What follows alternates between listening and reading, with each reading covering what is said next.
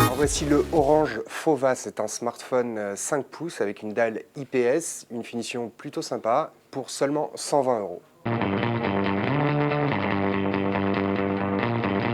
On va commencer par le design qui n'est pas excellent mais qui a au moins le mérite d'avoir une petite coque arrière en imitation cuir avec une couture qui fait tout le pourtour du smartphone. C'est assez sympa, ça rappelle en fait la finition du Galaxy Note 3.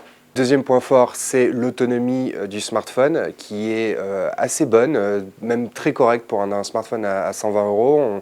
On est à plus de 19 heures en appel, plus de 7h30 dans notre nouveau test assez sévère avec le processeur. Donc ça va permettre en utilisation basique et même assez soutenue de tenir une bonne journée avec le Fova. Dernière qualité à remarquer, c'est la luminosité de l'écran qui dépasse les 560 candela par mètre carré. C'est très bon, ça va permettre d'offrir une image bien visible, même en plein soleil.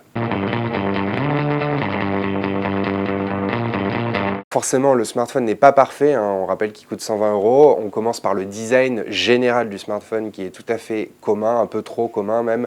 Et l'appareil est surtout un peu trop lourd selon nous. Autre petite faiblesse, si l'appareil est assez agréable à utiliser pour des utilisations basiques, les applications classiques d'Android avec une interface relativement fluide, il faut noter que le processeur est un processeur d'entrée de gamme qui ne permettra pas d'utiliser des applications lourdes, c'est-à-dire notamment les jeux vidéo en 3D, les jeux vidéo perfectionnés.